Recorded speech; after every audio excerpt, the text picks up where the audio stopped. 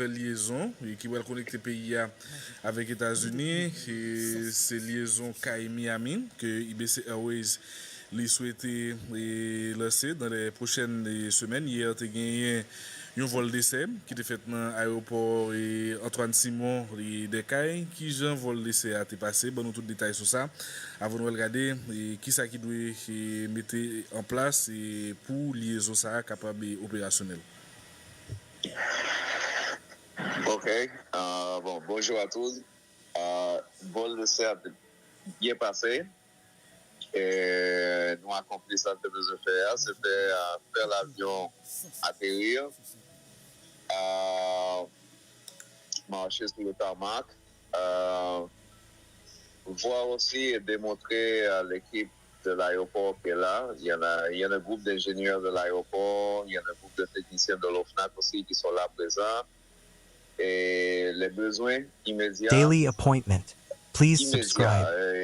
Immédiat, allons dire même moyen terme de l'aéroport pour que ce soit vraiment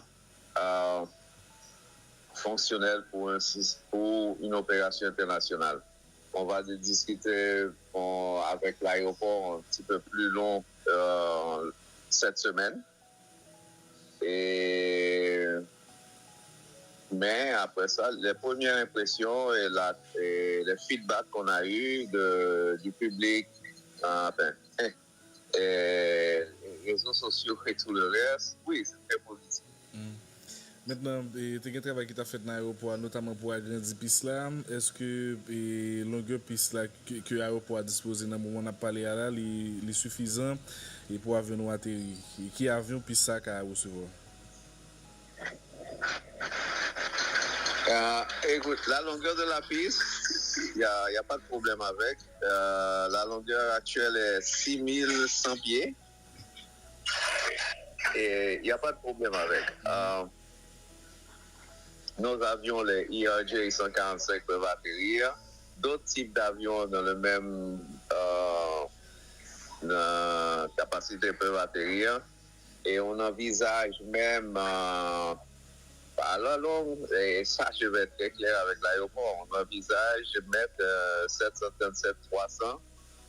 Et bon, là, on réduit une capacité de freight à bord. Mais on peut faire ça rentrer. Il y a des choses à faire.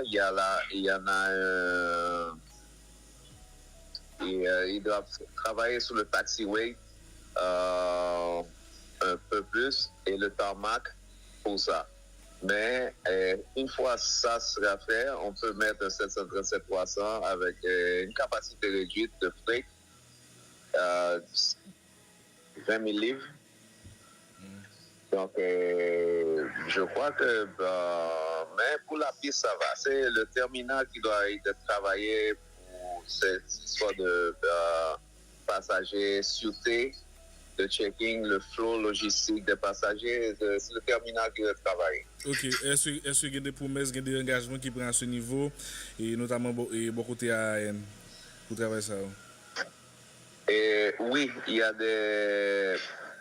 Allons dire, il y a des promesses, mais c'est pas que je vais m'assurer que ce soit délivré, mais je vais être très ponctuel dans ça, je vais activer pour que ce soit fait. Quelle liaison nous souhaitons faire pour Prince, Kai Miami, Kai Fort Lauderdale, et Kai Kingston, qui est la liaison nous souhaitons faire dans les prochains jours et combien de temps ça prend pour nous opérationnels? Écoute, le projet, ça a toujours été les États-Unis avec les Kai, enfin, Miami, Fort Lauderdale, Kai. Okay. C'est ça le projet. Maintenant, il y a beaucoup de rumeurs, paroles, demandes, etc. Mais pour l'instant, on se garde avec Miami, Fort Lauderdale, Kai. Les travaux comme aménagement de l'aéroport et l'OFNAC aussi, ils se donnent un mois pour le cycle minimum à être fait. donc, nous-mêmes, dans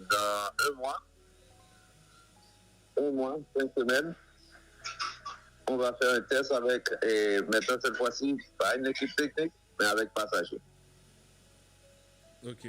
Dans un mois, nous souhaitons faire ça. Dans combien de temps nous souhaitons commencer avec vol commercial yo? Et puis bon, là, on parlait de Fort Lauderdale, Miami, Kai. Qui est-ce dans la ville que vous avez connecté en vent avec les Kai? Et puis, combien de passagers qu'on a en mesure pour nous porter?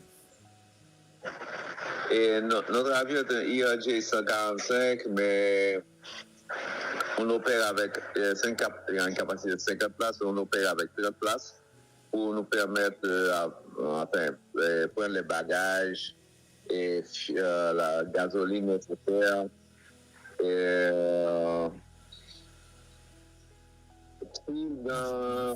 si dans le mois à venir, dans un mois, 5 semaines, et les choses sont correctes, maximum une semaine après, parce que nos systèmes de réservation seront en ligne pour le grand public dans les prochains 10 jours maximum. Le système sera en ligne pour les personnes rentrer. Donc, on a jusqu'à ajuster les dates pour faire le nécessaire. 30 passagers par vol, combien de vols par jour ou par semaine?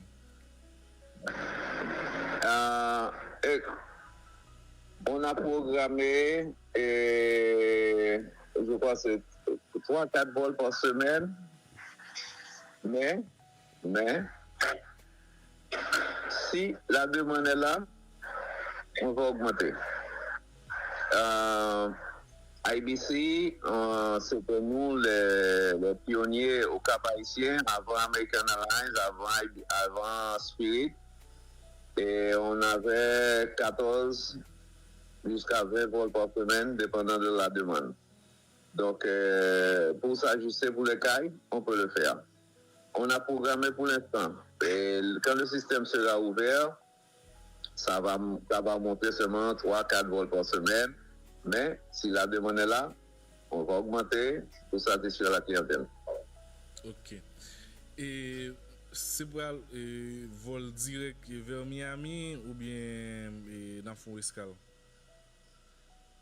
Non, un stop à Kingston à cause que l'aéroport n'est pas encore certifié pour la TSA. Donc on devra passer par Kingston pour que la clientèle ne souffre pas. Mais c'est un stop technique, gasoline et c'est tout. Et après ça devrait aller. Et une fois que le pays soit, allons-y, un petit peu plus stable, et TSA peuvent rentrer dans le pays, et l'aménagement seront faits, je crois que TSA pourra ouvrir l'aéroport et on pourra faire les vols directs. Ok. Vous dites vol escale de Kingston, c'est plus un vol technique pour nous remettre carburant et puis faire screening. Ça veut dire que les passagers sont obligés de descendre dans l'aéroport Kingston, non? Oui. Si on va avoir un visage américain, on va descendre quand même? Oui. Maintenant, bon, il y a un peu de questions qui arrivent jeune nous là.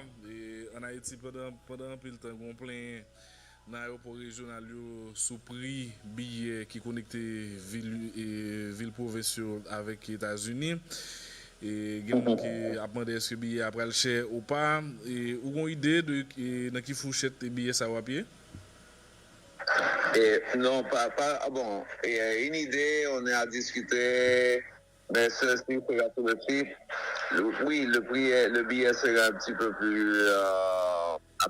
Les chiffres seront un petit peu plus hauts que ce que nous était habitué à payer avant la crise. Mais la raison aussi, c'est à cause de stop technique et le parcours de l'avion. Mais à part ça, je crois que ça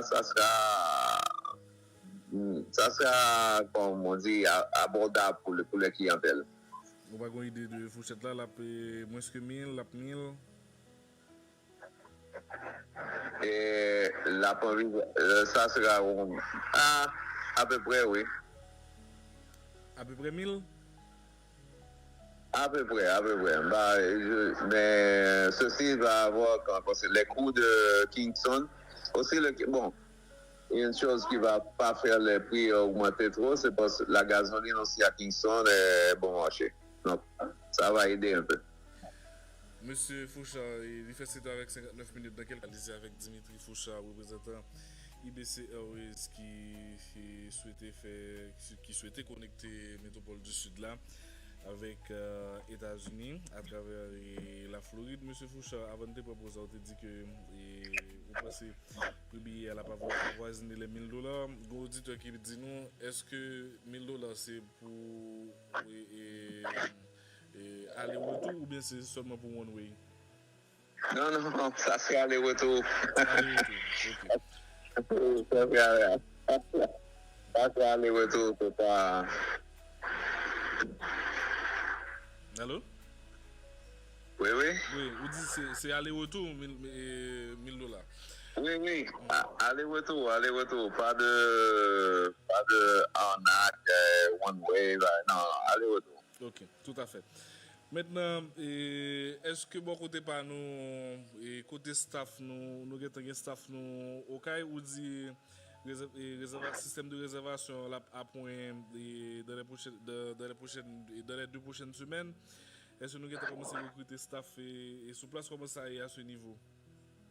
Oui, on est en train. On a fait des interviews avant hier. Et ça continue aujourd'hui. Il y a un peu de vote tout? Il y a un peu de vote dans le sud?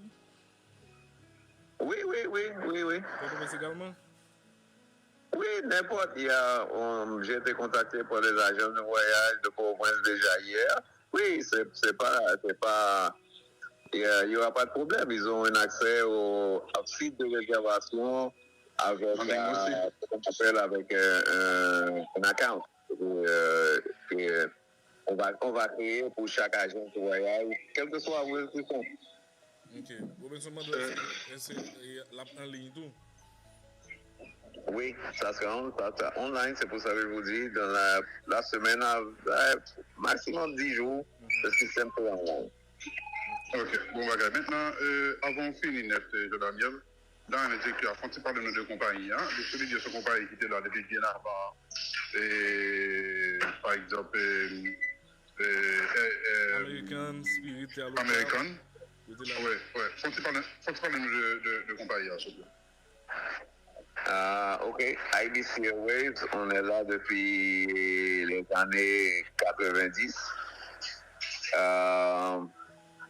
Mais on est principalement, notre première activité, c'est le freight, c'est le cargo.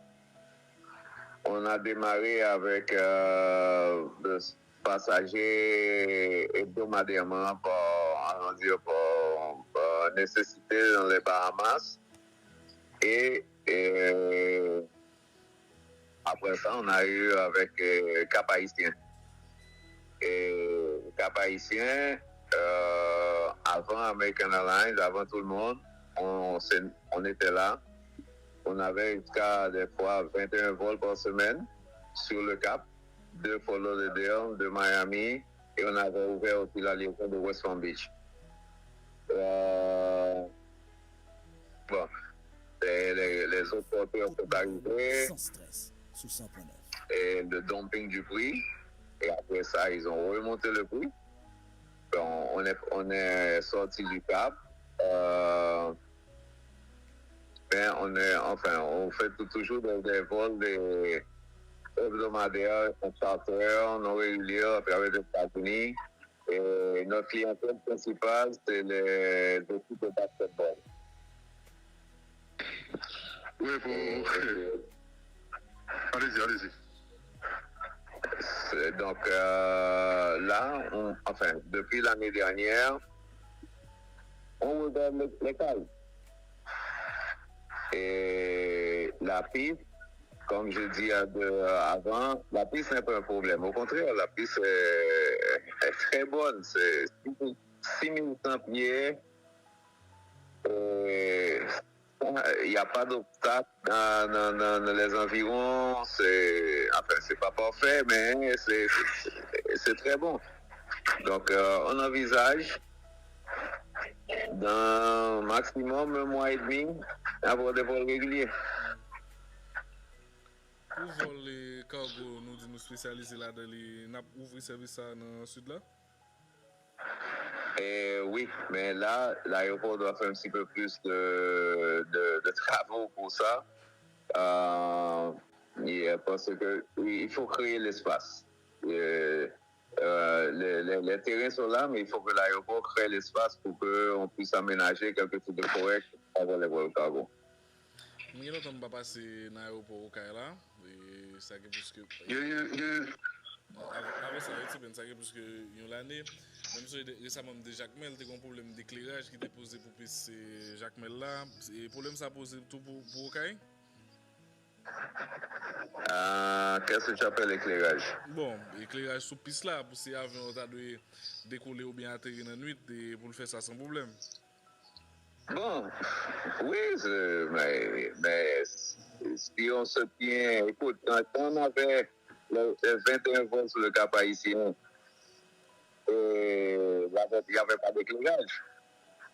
Le problème, c'est pas l'éclairage. Tu sais que l'aéroport est un aéroport de, comme on dit nous-mêmes, et sunrise, sunset, ça veut dire que le lever du soleil, coucher du soleil, c'est ta limite.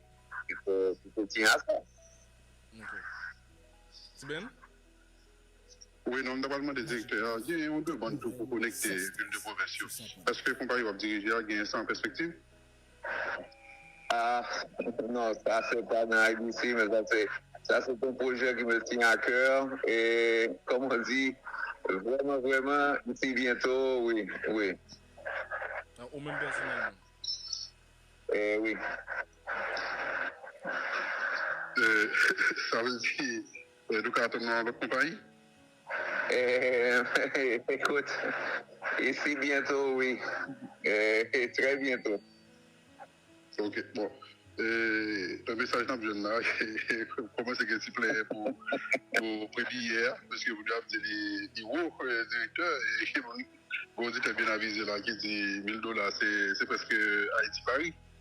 Monter souligner, c'est pas renouvelé, c'est aller retour. Et enfin, allons dire que je comprends.